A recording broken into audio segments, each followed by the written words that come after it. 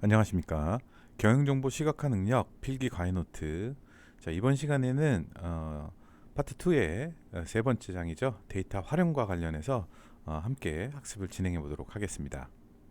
다음 글 상자에서 설명하는 데이터 변환 과정으로 적절한 것은 데이터의 단위나 분포가 다른 경우 데이터의 척도를 맞추기 위해 숫자 데이터를 평균 0, 표준 편차 1, 2 되도록 변하는 작업이다. 자, 데이터 전처리와 관련된 문제입니다. 데이터 전처리와 관련된 문제로 이 데이터 정규화 그리고 데이터 표준화 이게 대표적인데요. 데이터 정규화라는 것은 데이터의 분포 범위가 넓으면 이 데이터를 활용할 때 극단적으로 높거나 낮은 값에 많은 영향을 받게 되죠. 자, 그래서 이렇게 폭넓게 분포된 데이터의 스케일을 일정한 구간, 일정한 범위로 정리하는 작업을 이 데이터 정교화라고 합니다. 데이터 정교화는 모든 데이터가 0과 1 또는 마이너스 1과 1 사이의 값으로 조정하는 것인데요. 반드시 뭐 0과 1, 마이너스 1과 1 이건 아니고 어떤 특정한 구간 내로 우리가 설정한 특정한 구간 내로 작업하는 데이터를 그 안으로 스케일을 줄여서 들어오도록 하는 작업이다라고 생각하시면 되고요. 이 데이터 정교화와 함께 유사한 작업이 이제 표준화라는 작업이 있습니다. 표준화라는 작업은 데이터의 이제 분포나 그 단위가 서로 다르면 이 데이터 척도를 맞추기 위해서 데이터를 평균을 0으로 만들고요. 모든 평균을 0으로 만들고 표준 편차를 1이 되도록 변환하는 작업을 의미하게 됩니다. 따라서 이번 문제의 정답은 표준화가 되겠죠. 자, 이 정규화 표준화에 대한 내용은 여러분들이 꼼꼼히 읽어보시고 반드시 익혀두셔야만 하는 내용이 되겠습니다. 데이터 정규화 문제 또 하나 풀어볼까요? 데이터 정규화 과정에 대한 설명으로 적절하지 않은 것. 자, 데이터 정규화는 앞서 잠깐 살펴보았죠. 이 정규화의 목적 뭐냐? 데이터의 범위가 너무 크면 또는 데이터의 분포에서 극단적인 값들이 존재하면 데이터 분석 시 많은 영향을 받게 된다. 그래서 이런 특성의 영향력을 최소화하는 거죠. 데이터가 가지는 특성들의 범위를 조절해서 각 특성이 데이터 활용에 미치는 영향을 동등하게 만들어준다. 동등하게 혹은 좀 축소해서 영향을 덜 미칠 수 있도록. 자, 그 다음에 데이터 활용의 효율성을 높인다. 데이터의 특성들이 같은 범위를 갖게 되니까 정규화 처리를 하면 데이터 활용에 있어 더 빠르고 효과적으로 데이터를 수렴할 수가 있다. 이런 내용이고요. 계산의 효율성, 데이터 활용, 특히 예측 모델을 활용 시에 좀 더 효율적으로 예측을 진행할 수 있도록 도움을 준다. 자, 이 얘기는 데이터가 특정한 범주 내에 들어와 있기 때문에 예측 모델의 정확도가 조금 더 올라갈 수 있다. 이런 얘기가 되겠죠. 자, 다시 그래서 보게 되면 적절하지 않은 것입니다. 데이터의 특성이 같은 범위를 가지지만 변환된 데이터이므로 빠른 처리는 불가하다. 자, 이거 뭐 바로 틀린 얘기죠. 데이터의 특성이 데이터 활용에 미치는 영향을 동등하게 한다. 맞고요. 예측 모델을 활용 시 좀 더 효율적으로 예측이 진행되게 하는 것도 맞죠. 데이터 범위를 일정하게 조정해서 이상치를 감소시킨다. 이상치를 감소시키기 위해서 정교화하는 것도 맞죠. 자, 정교화를 통해서 범위를 일정하게 조정해서 이상치를 감소시키는 작업하는 것도 맞죠. 네. 정교화를 진행했을 때 이상치가 있을 경우 큰 영향을 미칠 수 있고 정교화 진행 시 이상치를 먼저 처리해 주는 것이 효과적입니다. 그러니까 우리가 데이터 분석을 하기 위해서 수집된 데이터 중에 이상치 혹은 결측치 이러한 이상 데이터들을 확인하고 먼저 처리한 후에 정교화 진행을 한다라는 거고요. 밑에 부분은 여러분들이 한번 읽어보시고 인지해 두시는 것이 좋겠죠. 자, 그래서 이번 문제의 답은 1번. 다음 설명에 해당하는 데이터 변환 작업, 데이터의 변환 작업입니다. 역시 계속해서 데이터의 전처리 과정에 대한 문제고요. 데이터의 분포를 최대한 보존하면서 이 고차원의 데이터를, 그러니까 차원이 높은 데이터를 저차원의 데이터로 변환한다라는 거. 뭐 예를 들어 4차원의 데이터를 2차원으로 변환한다. 뭐 이런 식으로 차원이 높은 데이터를 차원이 낮은 데이터, 즉 0과 1의 값이죠. 이진의 데이터로 변환하는 거 2차원이죠. 자, 서로 연관 가능성이 있는 고차원 공간의 표본들을 선형 연관성이 있는 저차원 공간의 표본으로 변환하기 위해 직교 변환, 거리 변환을 사용한다. 자, 이것은 무엇이냐?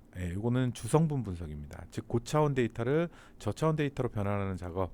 자, 요거는 바로 나오면 주성분 분석이구나. 자, 차원 축소라는 것은 대표적인 기법이 이제 주성분 분석인데요. PCA라고 합니다. 데이터 분포를 최대한 보존하면서 이 고차원의 데이터를 저차원의 데이터로 바꿔주는 기법입니다. 서로 연관 가능성이 있는 고차원 공간의 표본들을 선형 연관성이 있는 저차원 공간, 이걸 이제 주성분이라고 하는데요. 표본으로 변환하기에 직교 변환을 사용한다. 네, 직교 변환. 표본의 차이를 가장 잘 나타내는 성분들을 분해함으로써 데이터 분석에 여러 가지 이점을 제공하게 되는 방법이죠. 주성분 분석입니다. 모델 성능 평가를 위해 데이터 세트를 여러 하위 집합으로 분리하는 기법을 무엇이라고 하느냐. 자, 모델 성능, 즉 학습을 할 때 머신러닝이나 딥러닝 등을 할 때 우리가 전체의 데이터를 여러 개의 세트로 분리해서 처리하는 이러한 기법들을 물어보고 있습니다. 대표적인 기법이 이제 K-폴드 교차 검증이라는 것이 있습니다. 전체의 데이터셋을 여러 하위 집합으로 나누고 교차적으로 검증을 하는 방법이죠. 이 K라는 것은 개수를 말합니다. 하위 몇 개의 집합으로, 그래서 K개의 폴드 집합으로 만들고 K번의 학습, 나눠진 데이터 셋에서 예를 들어서 데이터가 이와 같이 전체 데이터가 있다 그러면 이거 쪼개는 거죠. 세 개로 쪼갰다고 하면 자, 여기서 학습과 검증, 여기서 학습과 검증, 여기서 학습과 검증, 이렇게 세 번 되겠죠. 전체를 통으로 놓고 이 전체를 한 번 학습하고 한 번 검증하고, 요거보다는 이렇게 분리를 해서 처리를 하게 되면 좀 더 모델의 정확도가 높아질 수 있다, 이런 개념입니다. 각 단계 검증 결과를 평균해서 최종 검사 결과를 도출하는 방식입니다. 밑에 그림을 보여드렸죠. 그래서 전체 데이터가 이렇게 있다고 한다면 이 전체 데이터에서 총 5개의 K가 5개니까 5개의 폴드로 구분을 하고 이 해당 집합 내에서 5번은 학습을 진행을 하고 한 번 마지막 데이터를 가지고 검증하고, 이런 식으로 검증을 진행하는 겁니다. K-폴드 교차 검증의 장점은요, 성능을 일반화하여 평가를 할 수 있다. 성능을 동일하게 일반화할 수 있다는 거고요. 데이터를 충분히 활용해서, 모든 데이터를 충분히 활용해서 검증을 수행한다는 거. 검증이 여러 번 반복돼서 이루어지니까 성능 평가의 신뢰성이 확보가 된다라는 장점을 갖게 됩니다. 그런데 K-폴드도 단점은 있어요. 데이터셋들을 분할 방법에 따라서 결과가 확연히 달라집니다. 그러니까 전체 데이터를 어떻게 분할하느냐에 따라서 그 결과가 이렇게 분할하느냐, 아니면 반대로 이렇게 있을 때 이렇게 분할하느냐, 이거에 따라서 결과가 달라진다. 자, 검증이 많이 반복되니까 당연히 시간과 비용이 그만큼 증가하는 문제점도 갖게 되죠. 자, 이번 문제의 정답은 K-폴드 검증입니다. 복수의 데이터 셋에서 키와 조건으로 연결되어 공통으로 포함된 내용을 결합하는 방법입니다. 자, 이제 분리된 데이터들을 다시 결합하는 방법에 대한 얘기고요. 키와 조건으로 연결돼서 공통으로 포함된 거, 이게 이제 교집합을 얘기하는 거죠. 어떤 데이터 셋이 이렇게 존재하는데, 이렇게 존재합니다. 자, 그런데 요 부분, 그리고 만약에 요 부분이 일치한다. 그리고 이렇게 공통으로 얘네 둘이 들어가 있죠. 요것을 결합해서 확인하는 거. 요게 바로 내부 병합, 이너 조인이라고 합니다. 자, 내부 병합은 연결된 복수의 데이터셋에서 키와 조건, 그러니까 둘이 공통적으로 같다라는 뭔가의 그 하나의 키 값은 있어야 되겠죠. 양쪽에 동일한 키로 연결되어 있다. 그럼 공통적으로 포함된 내용을 확인하는 거고요. 키와 조건이라는 게 매우 중요하죠. 교집합입니다. 교집합. 내부 병합은 키와 조건이 반드시 포함되어야 된다는 거. 제가 밑에 그림 잘 표현해 놨죠. D1이라는 데이터셋과 D2라는 데이터셋이 있는데 공통적으로 포함된 거 V1, V2죠. 그럼 결과적으로 둘을 이너 조인하면 V1, V2만 이렇게 출력되게 되는 것이죠. 자, 그 반대의 개념, 외부 병합이라는 게 있는데 꼭 반대의 개념은 아니고요. 외부 병합은 두 세트에서 공통으로 포함되지 않은 데이터를 확인할 때입니다. 공통으로 포함되지 않은 것. 자, 외부 병합도 키와 조건이 반드시 존재해야 된다는 거, 이게 중요합니다. 그러니까 외부 병합, 내부 병합은 반드시 키와 조건이 존재한다. 자, 외부 병합은 left, right, full이 존재하는데요. 자, 이런 경우입니다. 자, 여기 하나의 데이터셋이 있고요. 여기 이렇게 하나의 데이터셋이 있어요. 자, 그럼 얘를 중심으로 해서 결합할 거냐, 혹은 얘를 중심으로 해서 결합할 거냐. 자, 이쪽을 중심으로 하면 레프트가 되는 거고, 얘를 중심으로 하면 라이트가 되는 거고, 두 개를 결합해서 외부 조인하면 풀이 되는 거죠. 이 얘기입니다. 자, 그래서 이번 문제의 정답은 내부 병합인데요.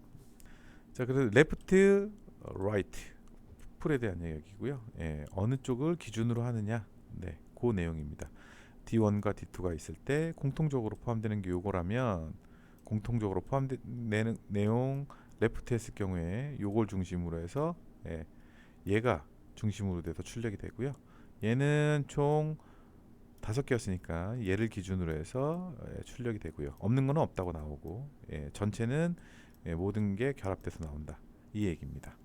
데이터의 백업 방법 중 마지막 전체 백업 수행 후 변경된 데이터 화면을 복사하여 백업한다 라고 했습니다. 자, 전체 백업부터 한번 보면, 전체 백업은 통으로 그냥 백업을 수행하는 것을 전체 백업이라고 합니다. 그러니까 데이터가 이렇게 있다면, 자, 이렇게 전체 백업은 이렇게 통으로 다 백업을 하는 거죠. 근데 이만큼 데이터가 또 들어왔어요. 그러면 어떻게 하느냐? 그 다음 백업도 역시 이 전체를 다 백업한다. 이게 바로 전체 백업입니다. 이렇게 생각하시면 돼요. 자, 그러니까 데이터의 양이 적으면 적을수록 유리하겠죠. 예, 증분 및 차등 백업보다 당연히 유리합니다. 복구 시 속도는 왜 전체를 그냥 통으로 복사해 버리면 되니까요. 단위별로 끊어지지 않기 때문에 백업 속도가, 복구 속도는 가장 빠르다. 자, 그 다음에 증분과 차등 백업이 있습니다. 이 증분 백업이라는 것은 뭐냐면, 자, 데이터가 들어왔어요. 데이터 생성됐어요. 그럼 바로 백업을 수행을 하는 거죠. 자, 또 들어왔네요. 그럼 또 그 바뀐 부분만 또 이렇게 백업을 하는 겁니다. 자, 이만큼 들어왔어? 그러면 그 바뀐 부분만을 또 이렇게 백업하는 거. 이게 바로 증분 백업이에요. 자, 그러니까 백업 속도가 엄청 빠르겠죠. 바뀌는 부분만을 계속적으로 백업을 하니까. 대신에 단위가 계속적으로 끊어져서 생성되게 되니까 복구를 할 때는 이 단위별로 복구가 돼야 되니까 가장 느린 단점을 갖겠죠. 자, 그리고 차등 백업이라는 것은 일단은 전체 데이터가 있으면 이 전체 백업을 수행을 합니다. 전체 백업이 수행이 되고 난 이후에, 자, 만약에 이만큼 생성됐어? 그럼 요 부분만 백업이 수행되고, 자, 그래 이만큼 생성됐어? 그 다음엔 또 이만큼만. 이렇게 전체 백업, 마지막 전체 백업이 수행되고 난 이후에 부분적으로 변경되는 데이터들만 백업해서 진행하는 것, 이게 바로 차등 백업이에요. 자, 그러니까 백업 속도는 증분 백업보다는 조금 느리겠죠. 전체 백업이 포함되어 있기 때문에.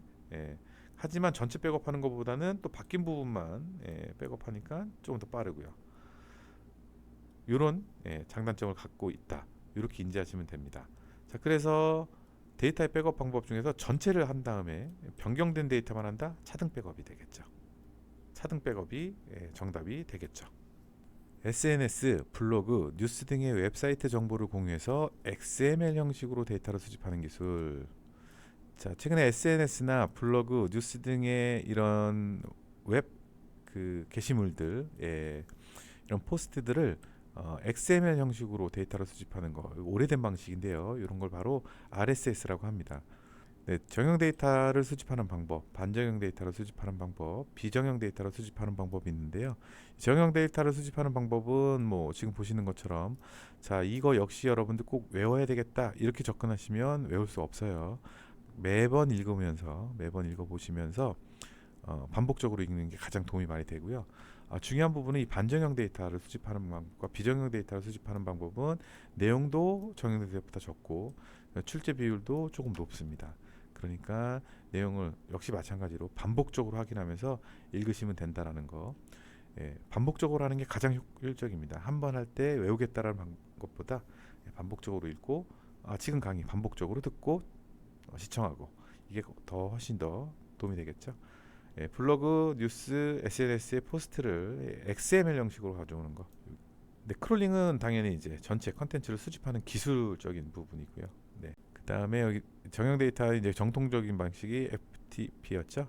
프로토콜을 이용해서 파일 송수신을 하는 방법, 이런 것들도 있다. 한번 쭉 읽어보시고 반복적으로 학습 당부드립니다. 개인정보 보호를 위한 비식별화 기술. 이 개인정보 보호를 위한 비식별화 기술은 종종 자주 등장하는 문제이기도 합니다.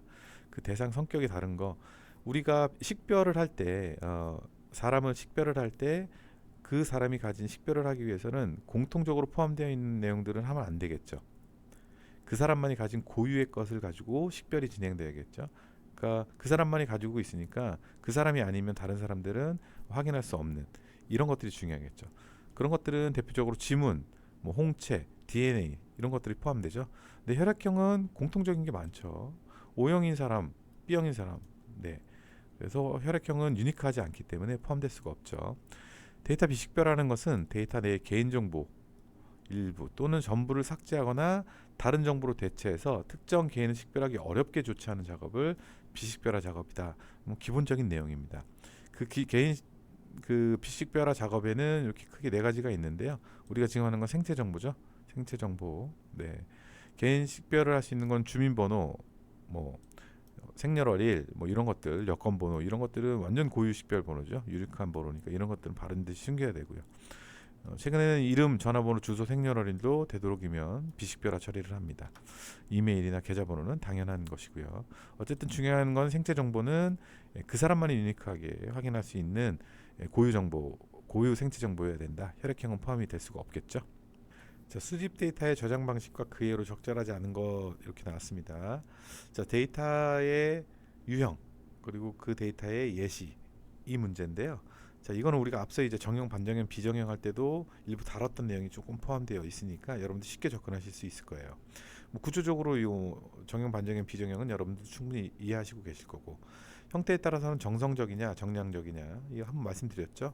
정성적 데이터라는 건 사람이 판단한 데이터, 정량이라는 건 수집, 계측, 뭐 실시간 센서에서 들어온 거 아니면 관측된 거 이런 것들 숫자로 표기된 정량 데이터다. 생산 주기에 따라서 이건 당연히 실시간이나 비실시간 이런 것들. 근데 파일 데이터는 로그, 텍스트, 엑셀 이런 것들이 파일 데이터에 속하고요. DB 데이터라고 하면 우리가 흔히 말하는 DB, RDBMS, NoSQL 이런 것들 여기 뭐 포함돼서 JSON 파일 같은 경우도 DB 데이터다 이렇게 볼 수 있고요. 컨텐츠는 텍스트, 이미지, 오디오, 비디오 최근에 생성되는 모든 데이터들이 대부분 컨텐츠 데이터죠. 스트림 데이터는 센서를 통해 들어오는 실시간 데이터를 스트림 데이터라고 부르게 됩니다. 자, 그래서 다시 문제 보면 파일 데이터는 로그 파일 맞죠? DB 데이터, JSON 파일도 맞죠? 네, 컨텐츠, 이미지 맞죠? 스트림 데이터는 센서 데이터죠. 실시간 들어오는 계측, 일일이 체크하는 계측 데이터는 아니죠. 다음이 설명하는 수집 데이터, 역시 데이터 수집, 변환 기법으로 적절하자는 거. 이번에는 변환 기법입니다. 시계열 등의 추세 데이터에서 일반적이지 않은 데이터를 변환하는 방법으로 구간화 그리고 군집화 등을 수행하는 기법이다라고 합니다. 자, 군집은 말씀드렸죠. 유사도라고 했죠. 유사한 속성으로 모으는 작업. 자, 평활, 집계, 표준화, 정교화 이렇게 있습니다. 이렇게 있죠. 네, 평활이라는 것은 시계열 등의 추세 데이터에서 일반적이지 않은 데이터를 변환하는 방법이 평활입니다. 네, 대표적인 게 지수 평활이라는 게 있죠. 네, 그래서 구간화, 군집화 등을 수행합니다. 평활. 네, 집계라는 것들은 우리가 흔히 말하는 총합, 뭐 평균, 뭐 이런 것들 데이터를 쭉 보고 해당 데이터에서 정리해서 계산해낸 것 이게 집계죠. 네, 표준화는 앞서 제가 한번 말씀드렸습니다. 평균을 0, 표준 편차 1로 만드는 작업. 정교화는 일정한 구간 내로 스케일을 조정하는 거 이렇게 되어 있고요. 속성이라는 거는 DB를 설명하면서 말씀드렸죠. 데이터가 가지고 있는 그들만의 속성. 사람 항상 생각하면 돼요. 나이. 요거는 속성의 이름이죠. 네, 나이에는 20살, 뭐 30살 이런 식으로 요게 바로 속성이죠. 그래서 시계열 등의 추세 데이터에서 데이터를 변환하는 방법, 구간화, 군집화, 평활입니다. 데이터 백업의 방법으로 중분 백업, 자, 백업 방법도 나왔죠. 중분 백업, 차등 백업, 전체 백업 말씀드렸습니다. 자, 중분 백업은 마지막 백업을 수행한 후 변경된 데이터만 복사한다. 자, 백업 속도는 가장 빠르지만 복구의 속도는 가장 느리다. 데이터 양이 적은 시스템에 유리하다. 변경된 데이터만을 복사함으로 백업 속도가 가장 빠르다. 자, 중분 백업과 차등 백업 다시 한번 보죠. 중분 백업은 마지막 백업을 수행하고 변경된 데이터만을 복사하여 백업하는 겁니다. 자, 그러니까 계속 변경된 요만큼 해놓고 그럼 이만큼 들어왔죠. 자, 그럼 다음엔 요만큼 들어왔어. 그럼 또 요만큼 빼는 거죠. 이렇게 하는 겁니다. 그러니까 백업 속도가 엄청 빠르겠죠. 바뀌는 부분만 계속 들어오니까. 네. 복구의 속도는 하지만 매번 느리다. 끊어져 있기 때문에 복구 속도는 단위별로 복구가 돼야 되니까 느리다. 차등 백업은 일단 전체 백업을 한번 수행을 합니다. 전체 백업을 수행을 하고 이 전체 백업을 수행하고 난 다음에 바뀐 부분만 이렇게 백업하는 거. 요게 바로 차등 백업이죠. 백업 속도가 중복 백업보다는 느리지만 전체 백업보다는 빠르게 되고요. 백업 속도는 복구 속도는 중분 백업보다는 조금 빠르다. 이렇게 확인할 수 있습니다. 그래서 결과적으로 정답은 네, 데이터 양이 적은 시스템에 유리한 건 전체 백업이죠. 전체를 백업하니까 당연히 전체 백업을 하는 것은 데이터 양이 적을 때는 굉장히 유리하겠죠.